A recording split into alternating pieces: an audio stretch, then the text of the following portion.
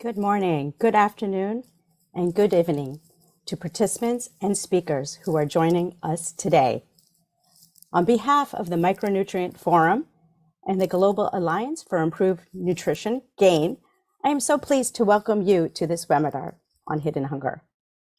My name is Tanuja Rastogi, and I am the Director of Advocacy at the Forum. As we honor World Food Day, we have invited you today to discuss an important form of hunger called hidden hunger, which is a term often used to describe micronutrient deficiencies in critical vitamins and minerals that are necessary for human health and consumed in small or micro amounts. For years, and in this case decades, the actual number of people impacted by hidden hunger was not well understood. This changed last week with a seminal publication released in Lancet Global Health that reports new global estimates of micronutrient deficiencies.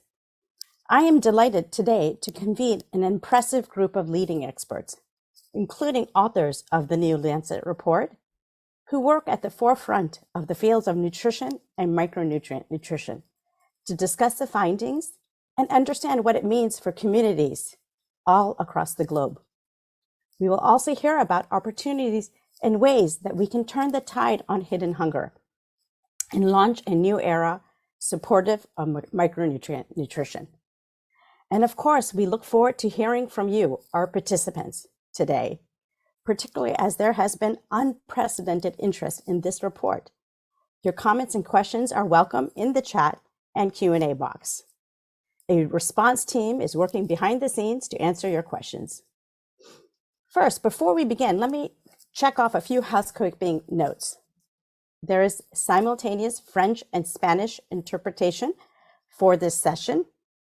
You can simply click on the translation icon, interpretation, at the bottom of your Zoom screen. And feel free to introduce yourself with your name, organization, and country in the chat. And please write your name and affiliation in your Zoom window. You can pose questions as mentioned in the Q&A function and indicate who you would like to answer that question. For any technical difficulties, please send a direct message to tech support. This webinar is being recorded and will be available for viewing afterwards. Now to our session. Our panel today will be followed by a closing remarks by Dr. Saskia Oostendorp, so stay tuned for that as she has a very important announcement. Now, I am pleased to introduce Dr. Mduduzi Mbuya, who is the Director of Knowledge Leadership with the Global Alliance for Improved Nutrition, where he is responsible for generating and using evidence to guide improved design and implementation of food systems programs. Dr. Mbuya, please, we welcome your opening remarks. Thank you. Good day to you all. Thank you, Tanuja, for the introduction, and thank you all for joining us today. My name is Mduduzi Mbuya, the Director of Knowledge Leadership at the Global Alliance for Improved Nutrition, and I would like to warmly welcome you all to this special event. I'm honored to make opening remarks at this launch of the new global estimates of micronutrient deficiencies that was published in the Lancet Global Health last week. And I thank you all for your interest in taking a deep dive into its key findings through an outstanding panel of experts here with us today, followed by what I hope will be a lively discussion. Now, my work in nutrition for the past 2 decades, and especially my formative work in my native Zimbabwe, has made me acutely aware of the effects of undernutrition. Part of my work involved interventions for communities that were desperately affected by hunger and undernutrition. First, as an intern in the Ministry of Health and Child Welfare, as it was called then, it was part of our job to understand the effects of hunger and support child supplementary feeding programs. Then when I joined the NGO sector, my focus shifted to training lay health workers and setting up community-based growth monitoring interventions. Another dimension of this work involved conducting anthropometric surveys to inform food assistance programs. Then there's a thread in these experiences. So while this was some years in the past, the focus on hunger still dominates national and global nutrition discourse even today. And this is for good reason, certainly. Hunger triggers an emotional response. It is associated with preventable loss of lives and livelihoods. It affects the socioeconomic development of communities, so certainly this focus is warranted. Now, we also track the number of people who go to bed hungry each night. We know, for example, that hunger has increased by about 46 million since 2020, according to the SOFI report, and 150 million since 2019. We track the numbers of children who suffer from wasting and underweight and target responses accordingly. But as we will hear from Dr. Osenda shortly, what is colloquially referred to as hidden hunger is equally devastating. Despite having few identifiable symptoms, deficiencies of micronutrients can result in a compromised immune system, hinder normal human growth and development, and affect human economic potential worldwide. And one could argue that we can't mitigate or track progress of what we can't monitor or measure. So now for 30 years, scientists, program planners, policymakers, and funders have consistently referred to the figure of 2 billion to estimate the number of people suffering from this hidden hunger. It is widely cited in the academic and grey literature. I took a quick look at the literature last week, and this suggested to me that over 500 papers and reports have referenced this statistic in 2022 alone. So this signals a significant burden, but there are two significant problems with this estimate. First of all, it does not have a clear methodology underlying it, so we can't track progress. We can't update this estimate to see whether it has grown or diminished. Why does this matter? The world has experienced a sequence of public health and economic shocks recently. Through the COVID pandemic, the war in Ukraine, the current security and economic crises that are compounded by effects of climate change. Even here in the US, a high-income country, people are cutting back on meals due to the current crises. We know all these combined have negative effects, but we cannot update the prevalence or track changes in hidden hunger across space and time. Now, how do we get to capture that? The second point, or the second problem, is that we cannot discern the distribution of this hidden hunger. Where are these 2 billion situated? Be it across geographies, be it across population segments, or specific micronutrients for that matter. Who, where, what, and why? These critical questions are key ingredients for intervention. And as I said, what you can't monitor, you can't mitigate. So whilst this estimate of 2 billion has certainly been compelling, it has, in essence, hamstrung us for those two problems that I cited. And this is precisely what prompted us at the Global Alliance for Improved Nutrition, through our partnership with USAID Advancing Nutrition, and supported by an advisory group convened and supported by the Micronutrient Forum, and also collaborating with a group of eminent research partners across the globe to embark on this project. This is the first ever estimate of micronutrient deficiencies worldwide that uses multiple micronutrient biomarkers across the same individuals. We are pleased that this project has come to fruition, and we look forward to this launch of the findings today and our discussion of their implications. So I will note before I close that we are off track to meet SDGs, and by all indications, we are certainly backsliding. So without preempting the presentation of the findings, I will note that it is critically important that we increase our focus on transforming all systems, health, food, social protection, to better nourish populations and to do so equitably. There are opportunities abound. So my narrative is not all doom and gloom. We know what to do. Simple, cost-effective solutions exist, and we should double down on ensuring access, affordability, and desirability of nutrient-dense foods. We should also ensure the delivery of fortification, biofortification, and micronutrient supplementation so that we prevent and correct hidden hunger among vulnerable groups. But also opportunities exist in the current moment. The UN Food Systems Summit of last year emphasized food systems transformations, and many countries have committed to pathways that are relevant to their contexts. Earlier this year, African leaders launched the African Year of Nutrition, signaling commitments that we can build on. And last month, the White House convened a conference on hunger, nutrition, and health to catalyze the public and private sectors around a coordinated strategy to end hunger, improve nutrition, and close disparities. And as you participate today, I hope you consider this a call for action and see where you are situated in finding solutions to this issue. At GAIN, we most certainly do take this as a call for action. I am hopeful that a new era of food systems transformation, in which hidden hunger is afforded a position at the center stage, will empower national partners and groups such as those with whom I started my career in Zimbabwe. And without much further ado, I hand back the floor to the moderator, and I thank you. Over to you, Tanuja. Thank you, Dr. Mbuya, for excellent opening remarks. Indeed, we are so thankful to the work of all the authors and organizations involved in this project, and of course, the support provided by the U.S. Agency for International Development and the Advancing Nutrition Project. Now, to start the panel discussion, I am so pleased to introduce a lead author of the Lancet report, Dr. Tai Beal, who is a research advisor in the knowledge leadership team at GAIN, where he generates evidence to guide programs and mobilize knowledge related to global nutrition and food systems. Tai works to understand what people eat and how it impacts their health and the planet. Tai will summarize the data of the new paper. Over to you, Tai. Thank you so much.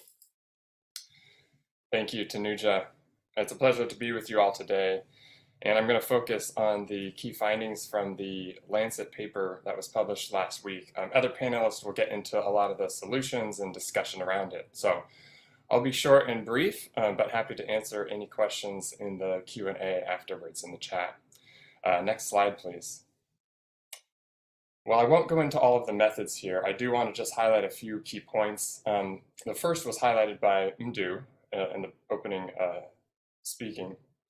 This really is the first ever analysis of global micronutrient deficiencies. There have been analyses that have focused on single nutrients such as vitamin A or anemia. However, we haven't really had any analysis before that has looked at the prevalence of any deficiency, which really requires biomarkers, multiple biomarkers of different micronutrients among the same individuals. So for this reason, we did need to focus on two population groups: preschool age children, those are children under 5 years of age; women of reproductive age, that's 15 to 49 years of age, due to the data availability. It's important to keep in mind that this is just 1/3 of the global population. There's another 2/3 of the global population that is not assessed in this study, for which we also see high prevalence of deficiencies in the limited data available. We focused our estimates on 6 nutrients. So we did estimates at the country level for 6 single nutrient deficiencies. These included iron, zinc, folate, vitamin A, vitamin B12, and vitamin D. Now the global estimate, where we estimate regional estimates and worldwide estimates for these two population groups, really focused on 3 core nutrients. For children, iron, zinc, and vitamin A, and for women, iron, zinc, and folate. I want to note that we use thresholds for deficiency that are really established in the field of global nutrition. These are the cutoffs or the thresholds that have the most consensus for use. We also adjusted for information using the latest evidence from the Brinda project. Next slide, please.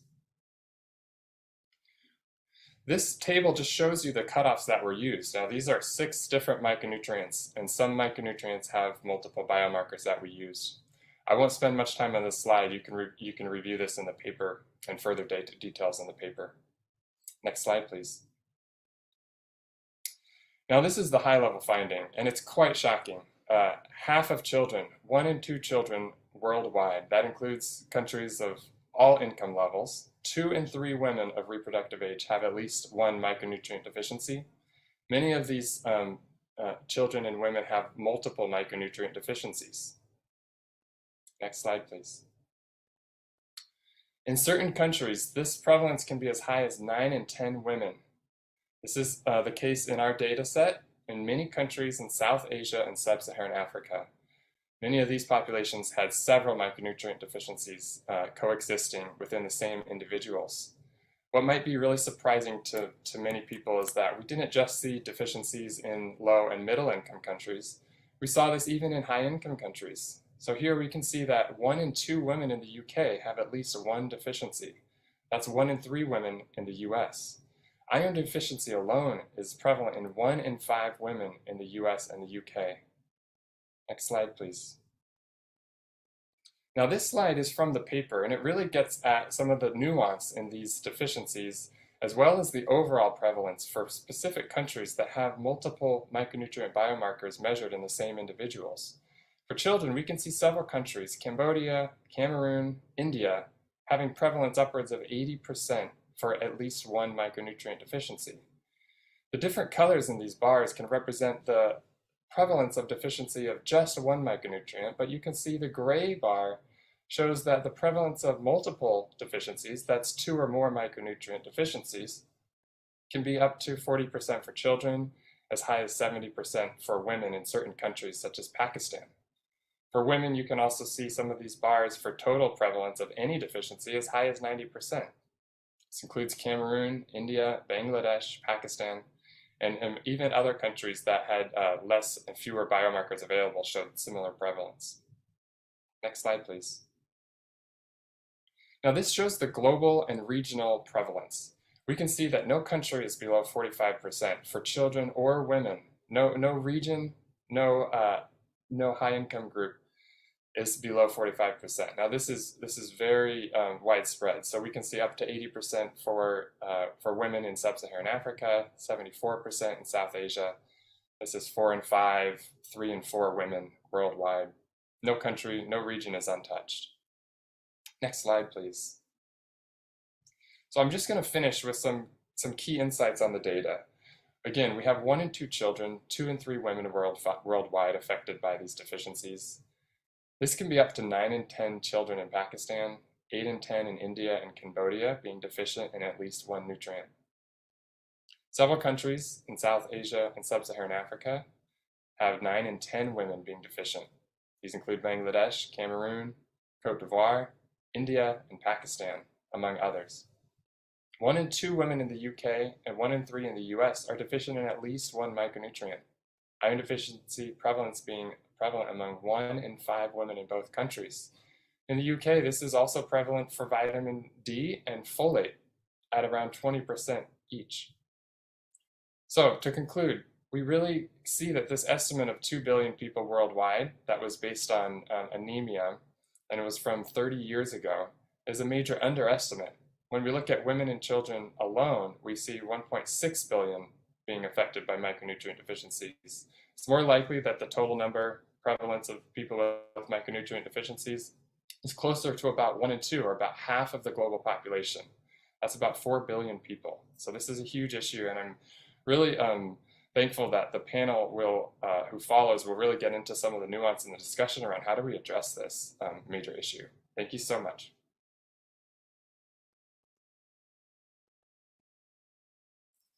Thank you, Ty, for those findings. Indeed, this is an enormous problem that's affecting vast amounts of the population worldwide. Now let's learn a little bit more about what does that mean for health. I'm so pleased to introduce Dr. Saskia Oostendorp, my boss, who is the executive director of the Micronutrient Forum, and also the co-founder, along with Gain, of the Standing Together for Nutrition Consortium. Dr. Oostendorp has over 25 years of research experience in nutrition in both the public and private sectors. She leads the forum in its mission as an international knowledge broker on micronutrient malnutrition. Over to Saskia. Welcome.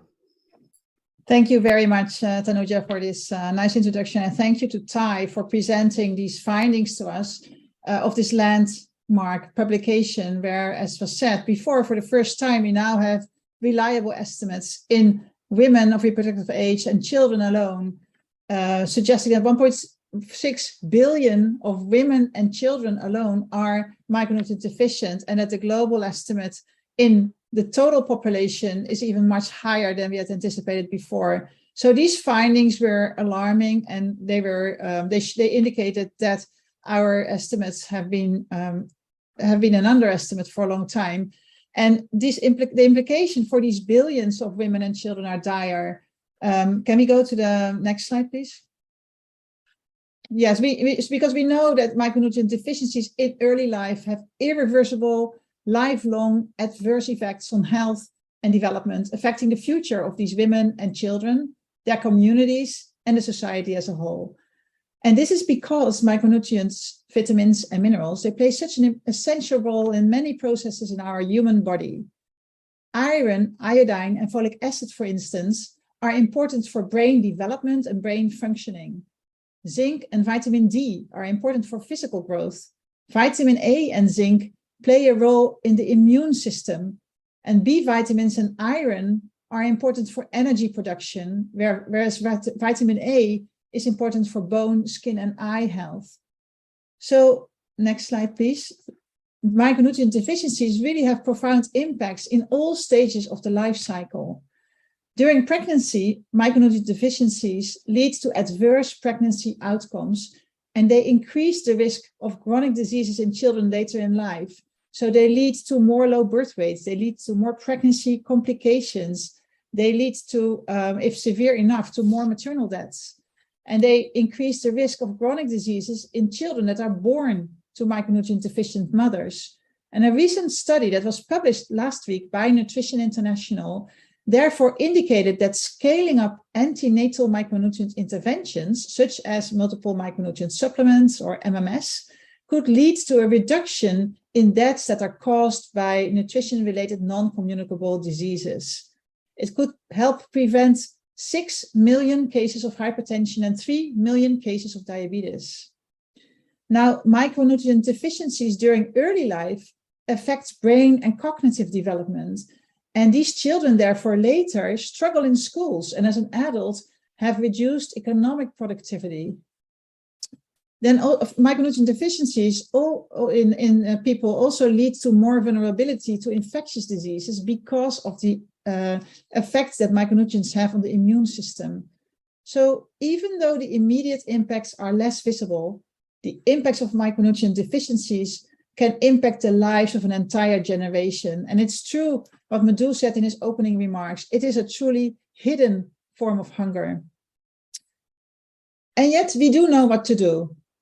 Unlike some other nutrition and global development challenges, we do have a suite of highly cost-effective interventions available, but they require an integrated approach and a holistic approach where we need to improve the coverage, the quality, and the delivery of these cost-effective interventions across food, health, and social protection systems. So first of all, we need to ensure that everyone has access to these micronutrient-rich foods, such as animal source foods, green leafy vegetables, orange and red fruits and vegetables, beans and lentils. So in addition, our food system, our health systems need to deliver these messages on the importance of dietary diversity. And they need to provide supplements to those that are in high needs, such as pregnant women or adolescent girls. Our food systems need to embrace diversity of production, and they need to deliver large-scale food fortification and invest in micronutrient-rich, climate-resilient food crops. This can be done through biofortification. Agricultural interventions are needed to improve the content of micronutrients in the soil. And then finally, social protection programs need to ensure equal access to nutritious foods and need to ensure that women and children are not left behind. We need to have an enabling policy and regulatory environment to embrace these holistic approaches.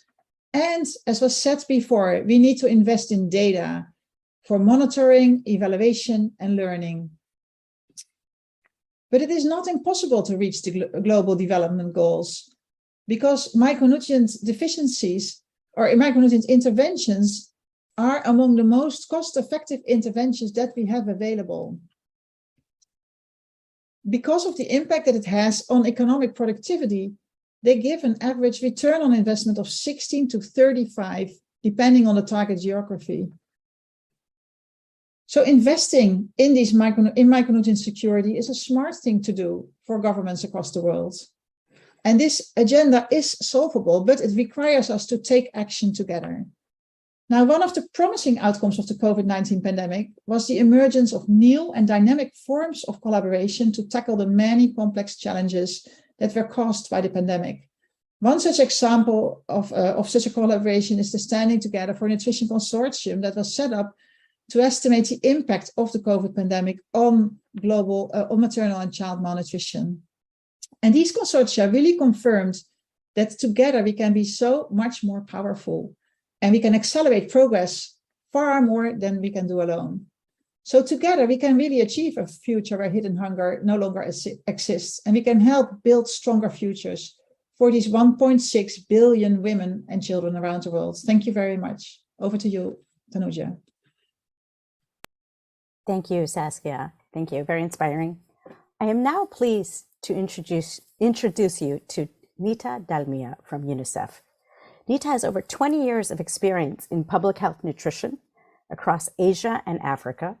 She currently leads UNICEF's work on knowledge, advocacy, and partnerships in New York, where she is responsible for providing strategic and thought leadership on data, knowledge, partnerships, and governance for UNICEF's nutrition field programs. Nita will share insights on the importance of nourishing early child diets and on UNICEF's report, Fed to Fail, the Crisis of Children's Diets, and the actions that UNICEF are urgently recommending. Thank you, Nita. Over to you. And please continue to put your questions in the chat box. Thank you so much, Tanuja, and good morning to everyone.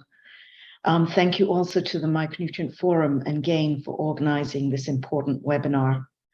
These updated estimates on micronutrient deficiencies are timely. Not only do they address important data gaps, but they also shed light on the crisis of children's diets and the nutrition services received by children around the world. And so today, I'm pleased to share with you some key highlights and recommendations from UNICEF's Fed to Fail report on the crisis of children's diets, which was published last year.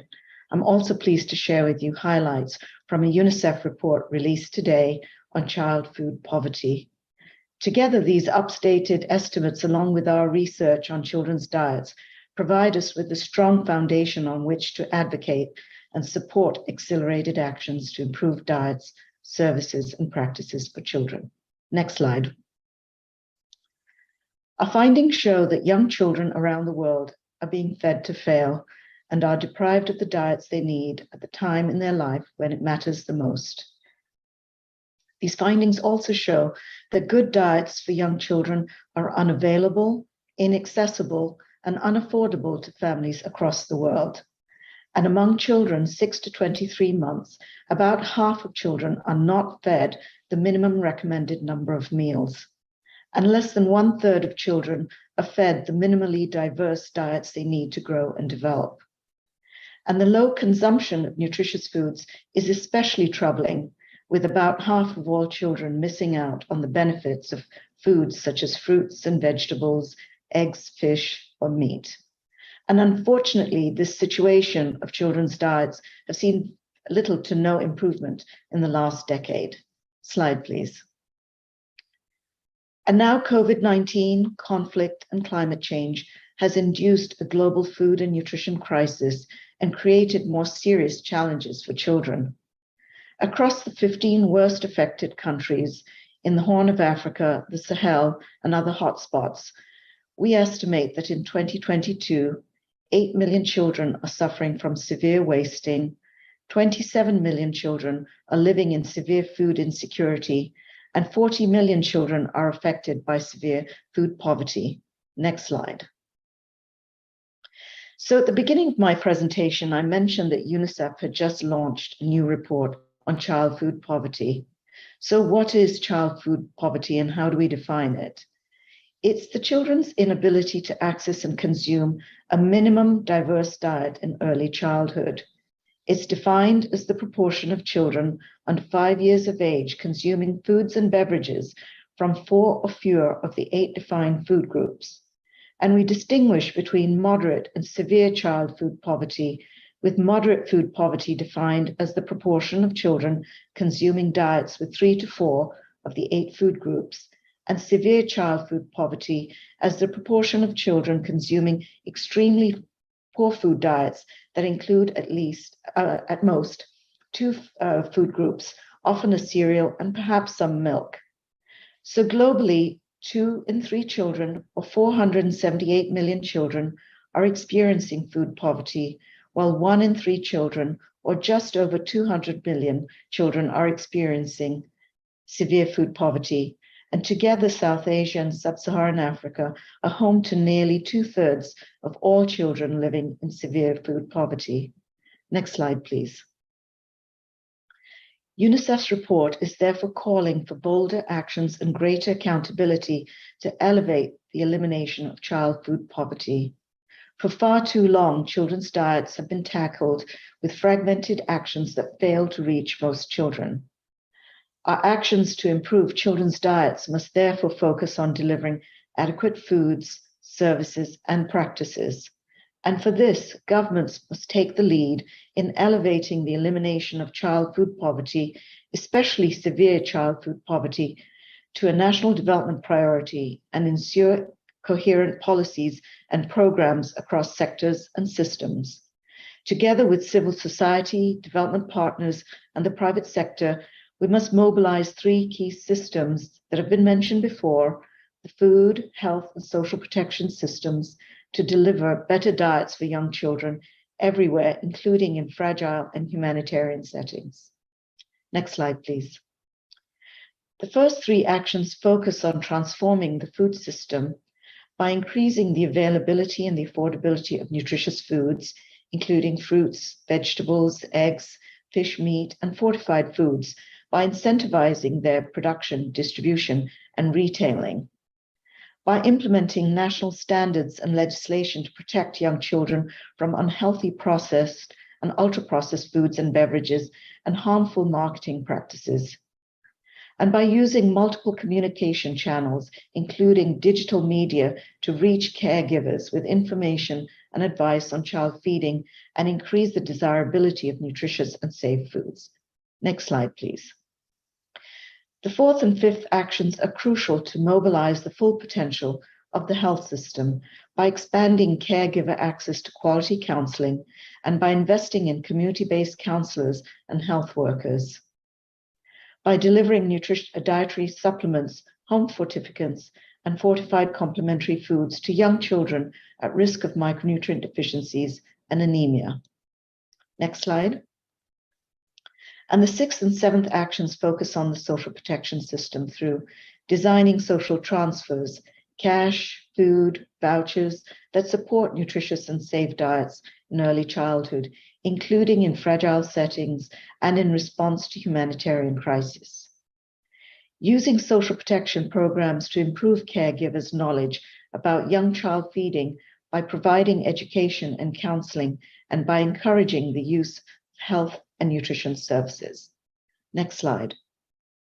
So I'll end this presentation by mentioning that all of these resources, UNICEF's Fed to Fail report and the Child Food Poverty report, can be accessed on UNICEF's website. Thank you again for your attention, and I look forward to responding to your questions. Over to you, Tanuja. Thank you, Nita, for your work and UNICEF's global level guidance. Let us now shift to how nations are addressing hidden hunger. Our next panelist is Dr. Annabelle Bonvecchio Arenas, who is the Director of Research of Nutrition Policies and Programs at the National Institute of Public Health in Mexico. She has more than 20 years of experience in the design and evaluation of strategies and programs for the prevention of the triple burden of malnutrition, undernutrition, overweight, and obesity, and micronutrient deficiency. Anima will reflect on the study findings in Latin America and will provide insights and lessons learned from Mexico on large-scale implementation of a micronutrient program as part of social protection and health programs. She will deliver her remarks in Spanish, so we kindly ask that you check your interpretation box and select the appropriate language. Thank you. Annabelle, over to you. Thank you, Tanuja.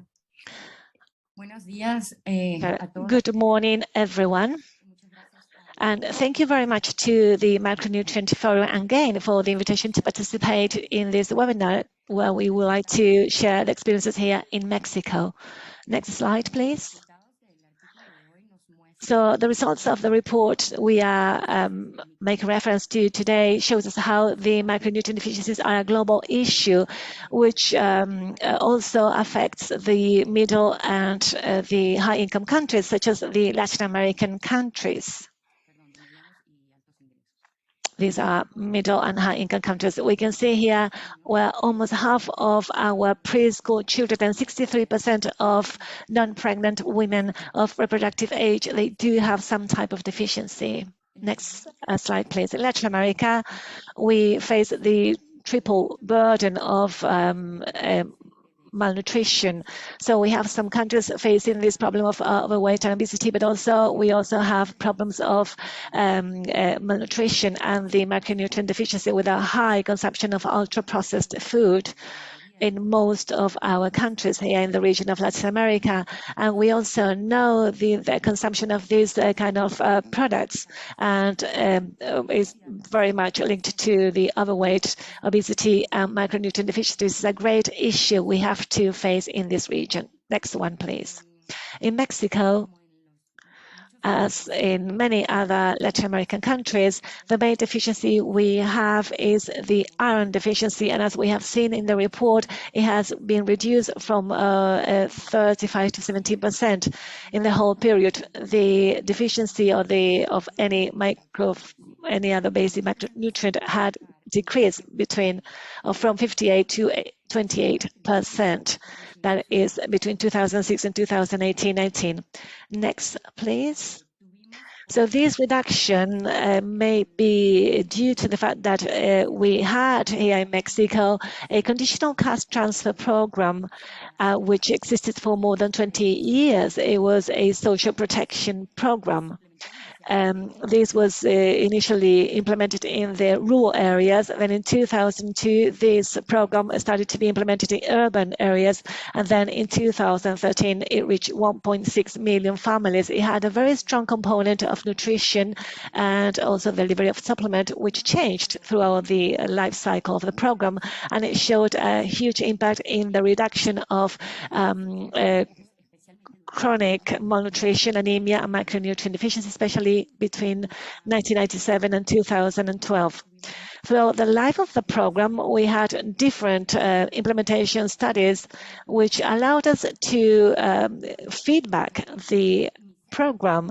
Initially, we had different supplements of fortified food. It was in the form of drink for women and in form of porridge for children.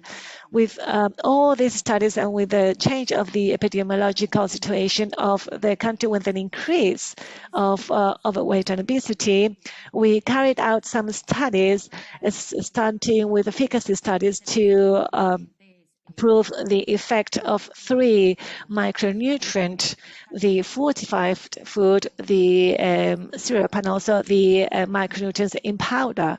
So with NMPs, with all of them, we were able to reduce anemia, iron deficiency, and zinc deficiencies. With other studies we carried out, we decided to propose the change, and that change was proposed by the research team to start offering the macronutrient in powders for children and in tablets for pregnant women. This also was shown. Next slide, please. This also was shown with effectiveness studies where we saw both in women and in pregnant women in 4 different sites of the country. This was a large-scale study we carried out. We saw the impact in the decrease of anemia and iron deficiency in children in both rural and in the urban area. Next, please. This is why in 2013, we put forward this change I've already mentioned, but now we had 4 supplements, 2 proposed by the research team, the tablets for pregnant women and the micronutrient in powder for children. But additionally, the program decided to carry on giving the porridge for babies between 6 to 12 months and a fortified milk for children aged 1 to 2. So, well, we have many strengths.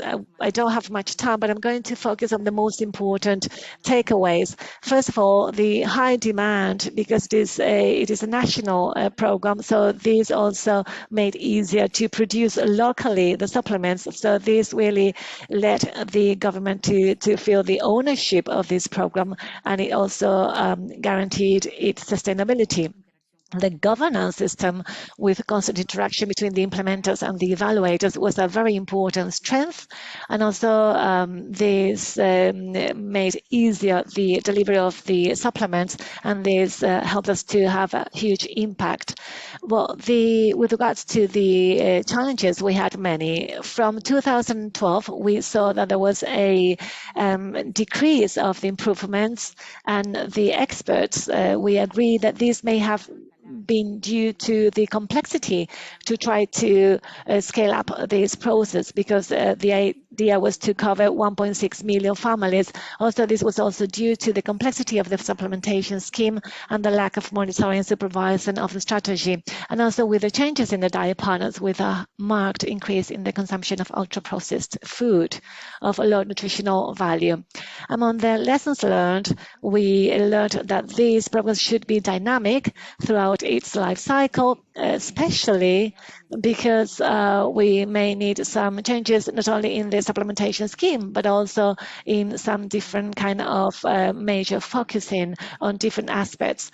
It is also another lesson learned to try to keep the program as simple as possible, and also to give these supplements as high quality food, because our target population has to be very well studied to also at the same time to generate the demand, and also to strengthen the monitoring and the supervision, which normally they are underestimated, and also to carry on with these implementation studies, which would allow us to feed back into the study and to generate the evidence. Unfortunately, in 2019, this program had been discontinued, and I hope that this report, which had been published, will also help us to keep on advocating to convince the decision makers on the need to have again a program like the one I've mentioned here, at the same time that we keep on fighting against overweight and obesity, which is a huge issue for the countries of the region. Thank you very much. Over to you, Tanuja. Thank you, Annabelle, for those excellent presentation from Mexico. Our next panelist is Dr. Jonathan Gorenstein from the Bill and Melinda Gates Foundation, where he serves as the Deputy Director of the Nutrition Team. He is also a clinical associate professor in the Department of Global Health at the University of Washington. His area of work focuses on the design and implementation of nutrition programs with experience in Nepal, Myanmar, and Indonesia, and focuses on capacity building, monitoring, and evaluation. Jonathan will provide an overview of the Foundation's nutrition strategy and the importance it places on micronutrient interventions and programs. Thank you, Jonathan. Over to you. Hi, thank you so much, Tanuja. Good morning, afternoon, and evening, everyone. Thank you so much for providing us with the opportunity to participate in this really important event and provide the perspective of the Bill and Melinda Gates Foundation. First of all, we congratulate the authors and everyone who's been involved with this work to generate updated estimates on the magnitude of vitamin and mineral deficiency. These data provide a real impression of the true burden of micronutrient deficiencies worldwide, which is essential in order to decide the most effective approaches to address them and ultimately to improve human health and human capital. At the very core of our work at the Foundation, we aim to support countries to improve access to affordable and nutritious diets as a step towards ensuring the nutritional well-being for all segments of society, including those who are most vulnerable. Our work spans efforts to improve micronutrient malnutrition through agriculture, food systems and biofortification, targeted interventions to mothers, infants, and young children, research and development, as well as traditional industrial fortification work. For all of this, we need really robust and accurate data on vitamin mineral deficiencies. The paper underscores the fact that there are only a few nationally representative surveys which are available to model global estimates, which are needed in order to inform policies and programs in countries. And where these surveys are available, They are 5 and even 10 years old. It's noteworthy that the situation in many countries may have actually become worse since the publication of this paper due to the global pandemic and increases in food prices and supply distributions resulting from the Ukraine war. We recognize that data collection on micronutrient deficiencies is invasive, time-consuming, and costly. But these persistent data gaps result in an incomplete view of the problem, which is a barrier to the design and implementation of effective micronutrient programs, let alone measuring impact. So we need to do better. At the foundation, we're really trying to strengthen local decision makers and closing this gap by, first of all, generating consensus around new metrics and data that can help ensure that micronutrient interventions reach those who are most vulnerable, including the poor, women, and girls. This includes more granular and stratified data that amplifies where there are inequities within countries. And second, by making better use of existing data, such as through our funding of the World Food Programme's Modeling and Mapping Inadequate Micronutrient Intake Project, or MIMI, which is developing a novel proxy indicator of inadequate micronutrient intake using machine learning techniques, and will display the results as interactive subnational maps. One of the things I really just want to acknowledge about this publication is that it brought together many different partners to achieve consensus on analytical methods, as well as a presentation and dissemination of results as one voice for the community. It's much better than having different estimates being generated by many different actors. We feel strongly that such collaboration and harmonization of efforts is imperative, and it's really the rationale for our investment in the Global Data Innovation Alliance, or DINA, which is hosted by the Micronutrient Forum, which convenes diverse partners to improve the availability, quality, accessibility, and use of data to support national level decision-making to optimize programs, resulting hopefully in more efficient and effective programs. We know that this paper will help us be even more strategic to set priorities, strengthen the data used to drive improvements of environmental deficiencies, and perhaps most importantly, understand the complementarity of different interventions as they come together in order to address micronutrient malnutrition. The previous presentation about the innovative approach to addressing micronutrient malnutrition in Mexico just shows how much we have to be nuanced in understanding what are the needs and the requirements in different segments of the population. Finally, I would just like to express my deepest appreciation and gratitude for this opportunity to contribute to this important webinar and stand ready to answer any questions. Thank you, and back to you, Tanuja. Thanks. Thank you, Jonathan. We are so pleased to hear about the depth of focus the Foundation has placed on micronutrient deficiencies, and particularly on the important issue of data. My next speaker is Dr. Imorn Undom Kasmali, who is the Senior Advisor and former Director of the Institute of Nutrition at Mahidol University in Thailand. She is also an adjunct associate professor at the Johns Hopkins Bloomberg School of Public Health and a former member of the board of directors at the Micronutrient Forum. Her research focuses on micronutrients, efficacy of food-based interventions, maternal and child nutrition policy and programs. Imorn will share an overview on pro-micronutrient policy enabling environments, including examples from Asia. Thank you, Imorn. Over to you. Thank you very much for that kind introduction, Tanuja, and thanks to the organizer for inviting me. What I want to do in this short time is to reflect on 4 points. Look at the journey that pro-micronutrient policy has taken from the beginning. And it looks to me, from what we are seeing, we have to revisit that scene. In the early years, the micronutrient deficiency in low middle income countries has been connected to poverty, food insecurity, infection, and vulnerable life stage like children, pregnant and lactating women. So does that sound familiar to you from what you have heard? It seems that we have to take note of that. That is still going to come back to the scale. The combination of undernutrition and infection is indeed a deadly combination. And that has driven micronutrient to severity of scale. Now, the policy at that time is embedded, primarily linked in the health sector and connect to the maternal and child health. Now, what we are hearing today on the new global estimate is showing that micronutrient deficiency can also exist in the affluent society, where you have obesity, non-communicable disease as prevalent.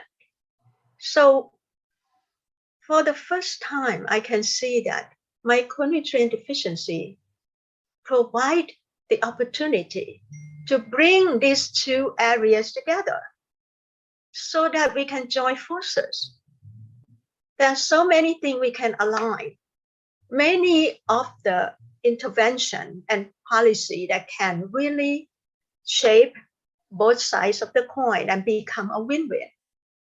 For example, the healthy diet, which has been talked about already.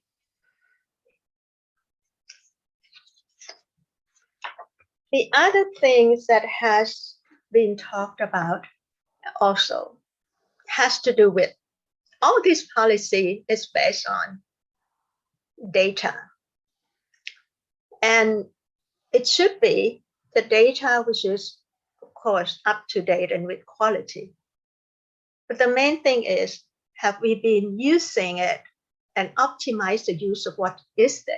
So we have seen an example of country case in Indonesia, Philippines, and Thailand, where the data comes from large-scale periodic national health, nutrition, and food consumption surveys. That has been compiled and synthesized to contribute to secure high-level policy commitment. For which one? For the 1,000 Day of Life movement. And that commitment comes from either presidential or ministerial level. Now, under the 1,000 days, if you unpack that from pregnancy to 2 years of life, the importance of micronutrient in antenatal care, particularly iron and folate, has been shown. And now, multiple micronutrient supplementation is being considered. And several countries last week met in Jakarta to discuss the potential to advocate that. Other programs, importantly, the breastfeeding and also fill the micronutrient gaps in complementary feeding also fit in this 1,000 days. Now, Indonesia has placed a special focus on adolescent nutrition data and diet intake, and able to add adolescent as one of the priority under the presidential regulation. So it's like many of the evidence we are seeing at this point are pointing towards the first 8,000 days. And you may be interested in the World Food Program recent landscape report of micronutrients in Southeast Asia that came out in March. And that has really put this in a good light, that these 8,000 days, including the school-age children and adolescents, what does that bring to us? It leads us to the importance of school meals. Most of the countries in Southeast Asia have school meal programs, and that could be capitalized by adding on others that would strengthen and also value-added micronutrient in that school meal. Also, nutrition education and school gardening could be a part of that. My third point has to do with the food base. Now that we talk about school meal, the food-based intervention to deliver micronutrient, the large-scale food fortification, biofortification in agriculture that has been mentioned, and of course, dietary diversification are key. Now, for this diversification of diet, the question is, who produce diversified diet? The statistics show that in the world and in Southeast Asia, the millions of smallholder farmers produce diverse food with 50% or more of key nutrients.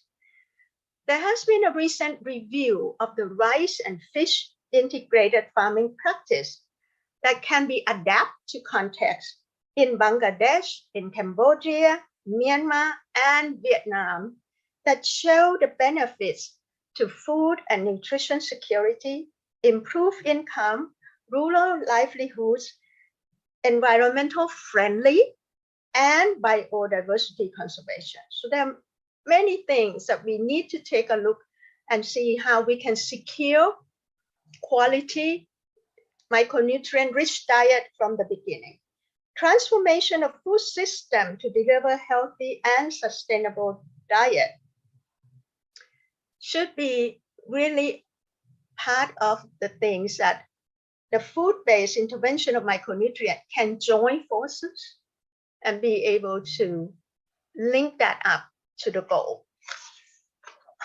My last point in summary of this is that for pro-micronutrient policy enabling environment, first should be informed by evidence, and we are seeing that we need more data that are timely, of quality, coming from multisectoral, can be subnational or national level. Another thing is that the policy should be integrated across different sectors: agriculture, food, health, education, wash, social protection, and science and technology that are now playing a lot of role. So I think that that should be part of the integration. The key things to make the policy effective has to do with implementation research.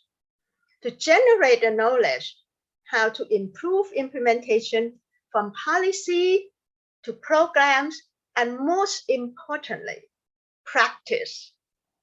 We need to strengthen the end of the line in order to create the difference. My really last final point is, should we still call micronutrient deficiency hidden hunger? I was wondering that because the more we talk about that, they look more visible to me. Thank you very much for your attention. Thank you, Imoran. That was a dynamic presentation from the political support prime ministers and presidents need to the role smallholder farmers and school feeding programs can play in the 8,000 days. That was very informative. I now want to open up the conversation to all our panelists. Participants have been putting in excellent questions into the chat, and we will now spotlight all the speakers for a Q&A session. So please, is everyone on now? Great. So the first question I'm going to have Ty, very simple question. We talk about micronutrient-rich diets. Ty, what are the foods and how do we address the affordability of these micronutrient-rich foods? Ty. Yeah, that's a great question. So really the top sources of these nutrients are a mix of plant and animal source foods.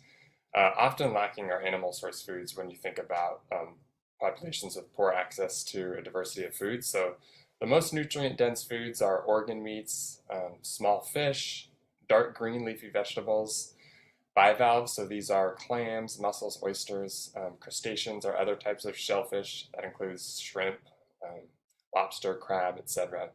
And then ruminant meat such as beef or goat, eggs, milk, and other products such as yogurt and cheese. And also from plant sources are pulses. So this is beans, peas, and lentils that are also a rich source. When you think about whole food sources and the affordability issue, animal source foods are often not affordable. So we can make efforts to improve the productivity, the efficiency, availability, and access to those foods. For the foods that are nutrient rich that are more affordable, these are dark green leafy vegetables, so spinach, kale, dark lettuces. Those are relatively affordable worldwide. And pulses, so beans and lentils, are often affordable as well. So I think improving access to these foods, we mentioned making these more bioavailable through processing them in certain ways, such as fermenting, soaking them, sprouting them, using biofortification to improve the nutrient density and resilience of those foods as well. So affordability is an issue, but we can address it through a package of services and programs. Thank you, Ty. My next question is going to go to Nita at UNICEF. In the context of the global food crisis, which UNICEF is working night and day on currently, how can we keep the focus on micronutrient malnutrition?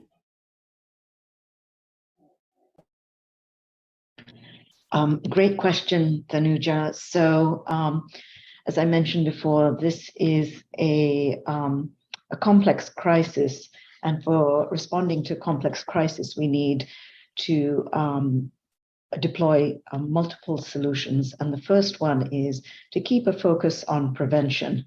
And for this, micronutrient interventions, including food fortification, food supplements, can play an important role in making sure that women and children don't shift from the moderate to the severe child food poverty, for example, that I mentioned, into the wasting category.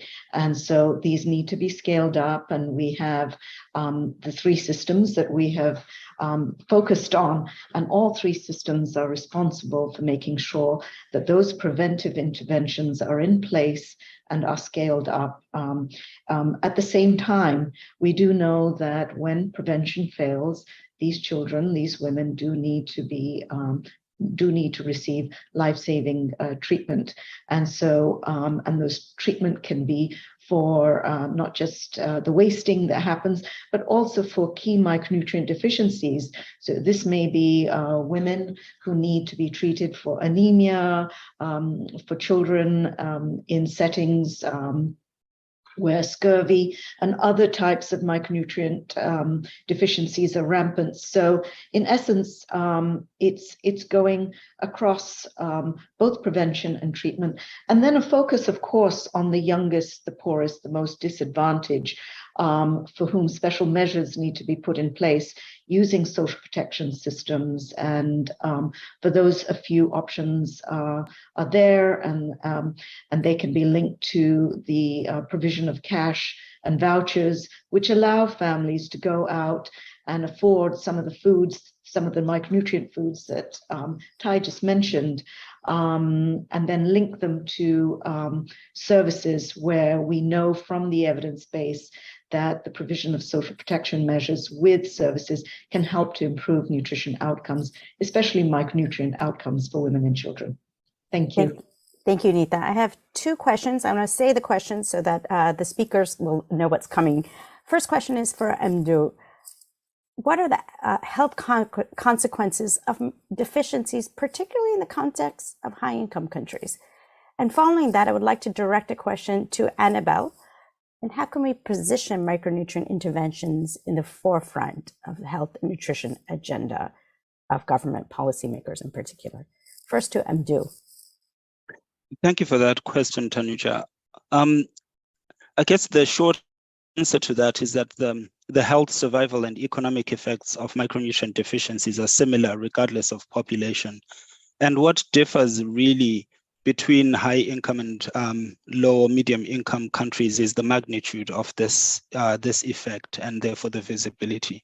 And to ground this discussion or this comparison is the fact that fortification has its roots in the US and Switzerland, and this was in direct response to clinical symptoms of micronutrient deficiency. So this points towards this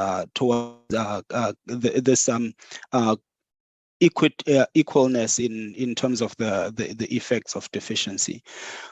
But I will link to more recent data to flesh out the narrative. There was a detailed analysis that was published in the Journal of Nutrition a month or 2 ago that showed that the prevalence of iron deficiency anemia is on the rise in the United States.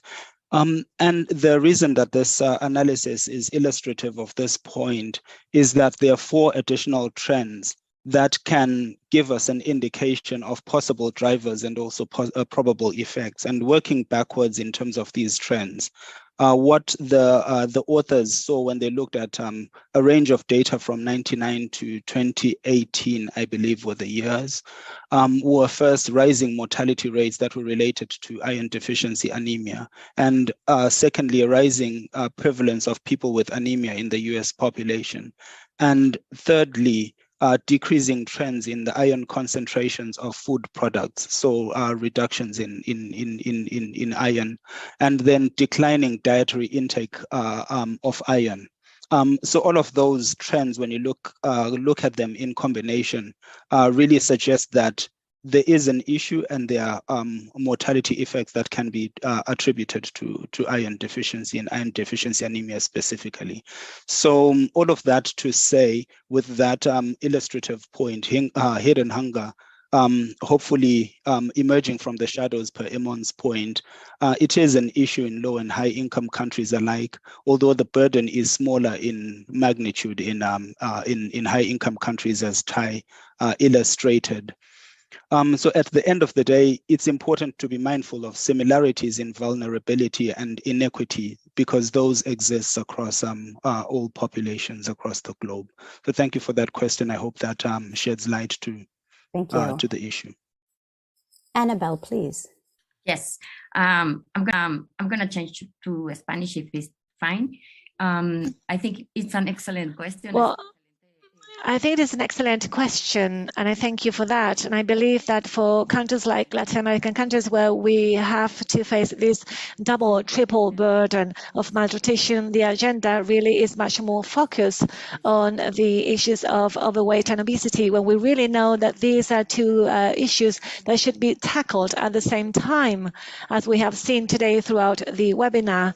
I believe that throughout the webinar, we've had been able to listen to excellent arguments to try to convince our decision makers that the problem of micronutrient deficiencies is present even in this population where we have high numbers of overweight and obesity. So I think this should be seen as a problem, as an issue which should be tackled simultaneously. It cannot be one or the other, but the 3 of them at the same time, especially highlighting all the different implications for health, which had been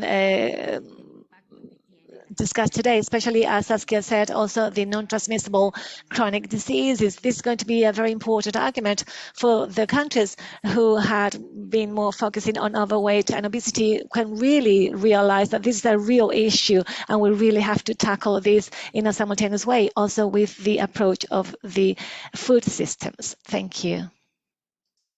I now would like to ask a question to Imorn, which is, you have touched upon this already a little bit, but if you had to prioritize, in many lower and middle income countries, people consume very inadequate amounts of nutrient-dense foods, like fruits and vegetables. How do we overcome this challenge? What would you say are the priorities for action? In the low middle income country, right? Yes. Am I hearing right? Correct, and yes. Fruit and vegetables. Well, that is one of the things that we have been discussing as well, that although it looks like we have abundant fruit and vegetable supply, but in our food, the perishable and also how do you have to, the transportation as well as behavior of consumer, it's important that we need to realign that towards fruit and vegetable in the meal nowadays. I have to say, comparison to the West, you eat salad bowl, the whole salad like that. Here, it's more decorative. So it's one of the things we have to take a look at, a more comprehensive look at how we can make it more available and more attractive. And to be able to do that, at the moment, there has been a campaign to take a look at some of the fruit and vegetables from the indigenous source that are available, but people ignore them, and to bring their values on board. And COVID-19 has brought that on board, that some of these fruit and vegetables that we have are full of nutrients that could be helpful to ward off the virus. And that, I would say, we need to bring something like that on board to capture more attention and also to make the message speak right to the consumer's interest. Thank you, Imran. Now I have a question for Jonathan. He spoke so passionately about data. And so we have a question coming in. What can be done to improve micronutrient surveillance and ensure better and more regular access to micronutrient data? Jonathan? Yeah, no, thank you. That's an extraordinarily important question. And I think that if this paper, well, the paper does a number of things, but one thing that it certainly does, and I think Eric Boy had mentioned this as well, is that there's a dearth of nationally representative data on micronutrient deficiencies. Many of the surveys are 5-10 years old, and we just don't have a lot of micronutrient prevalence data that are collected through household-based surveys. They're expensive, they're laborious, they take time. And if we can better leverage existing surveillance systems to be able to access panels of individuals, to be able to collect data from those individuals, we'll be able to really measure micronutrient status on a more ongoing basis. Not only does this provide us with better access to panels of individuals to collect specimens and understand what's going on, but it puts the ownership of a lot of those data directly into the hands of national stakeholders and to governments, which are already routinely collecting data through antenatal clinics, through health information systems. And if there's a way for us to be able to be more intentional to access those types of surveillance systems, collect biological specimens, analyze those for the micronutrient content, we could probably do a better job. Now, statistically, it is always optimal to be able to have a nationally representative survey through probabilistic sampling. However, we also need to understand that that often comes at a cost of not being able to have a large quantity of data. So no, it's a great question. I think that it was Naveen who put it in the chat, and I think that we can be doing a smarter and a better job of accessing individuals to be able to generate data on micronutrient prevalence and burden. Thanks. Thank you, Jonathan. And thank you, speakers. I have one question for Saskia, which actually will be a great segue into the closing remarks. We are so pleased with this webinar, the tremendous interest, over 500 participants, and we thank you for your support and your interest. Saskia, the question is, we face a climate crisis as well as a malnutrition crisis. How do the recommendations of the Lancet report align with sustainable diet recommendations? For example, the diet recommendations of the E-Lancet Commission on Food, Planet, and Health. Over to you, and then you may continue to your closing remarks. Thank you, everyone.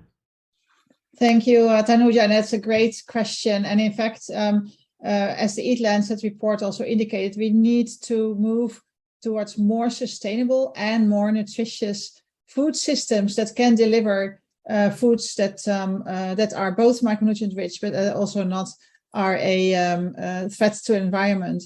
I think it's important to realize that the E-Lancet series in their recommendations do include the need to consume small amounts of animal source food. So, but that means that in most countries and in many societies, people currently need to reduce their amounts of intakes of animal source foods because of the implications for environment and because of the risk for chronic diseases.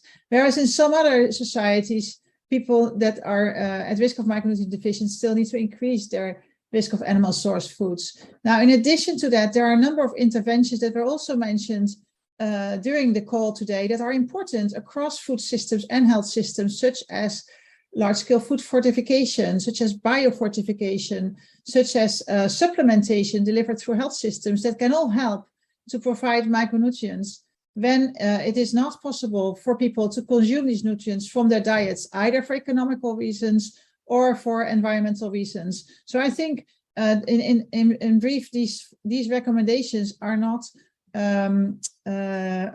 opposing the Eat Lancet recommendations. They're actually in line with what the Eat Lancet is recommending.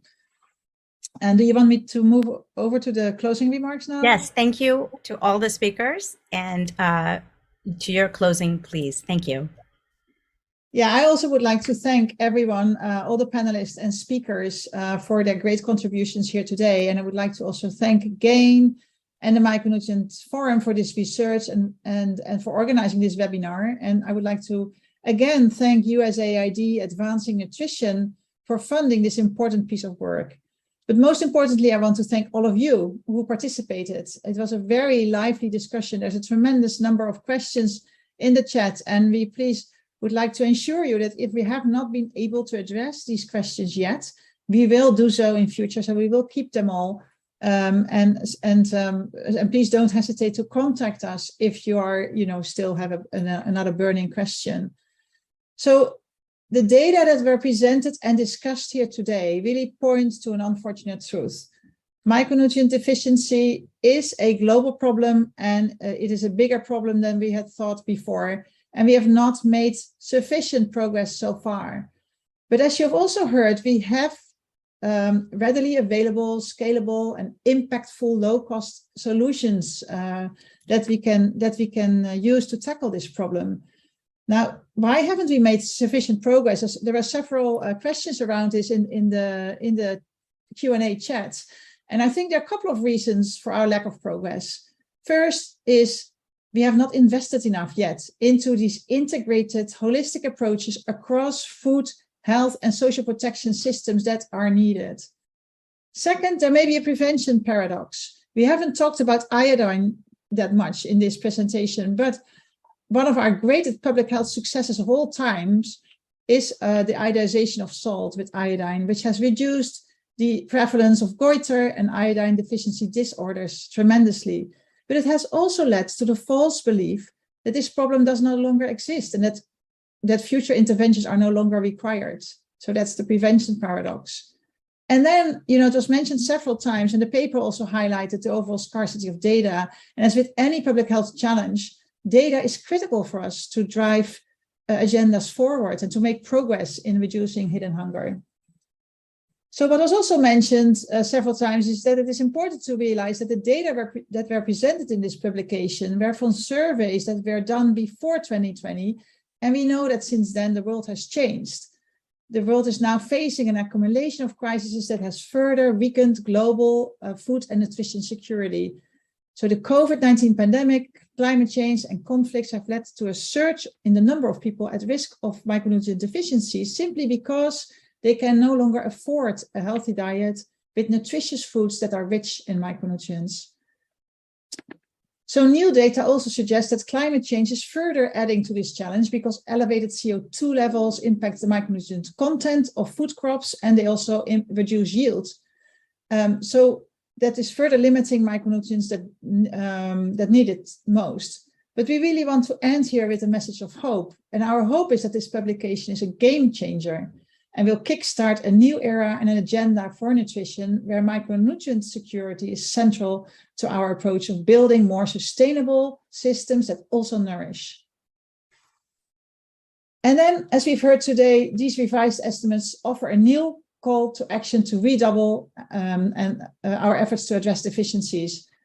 And to address this, I'm pleased to announce that the Micronutrient Forum will be having its 6th global conference, which will be themed Nutrition for Resilience, Ensuring Micronutrient Security in an Era of Complex Global Challenges, next year. This is a very timely theme, as we have heard that millions of vulnerable communities worldwide are now being impacted by these crisis upon crisis. And the ability to protect, nourish, and prevent against poor nutrition and health is so critical. So we will be discussing and exploring the interdependence of micronutrient nutrition with the resilience of individuals, communities, and systems within the context of a world where crises are the new normal. We will discuss complex interactions and trade-offs between micronutrient status, micronutrient interventions, and the overlapping crises we face, recognizing that micronutrients are really at the heart of our efforts to thrive in a world of increasing shocks.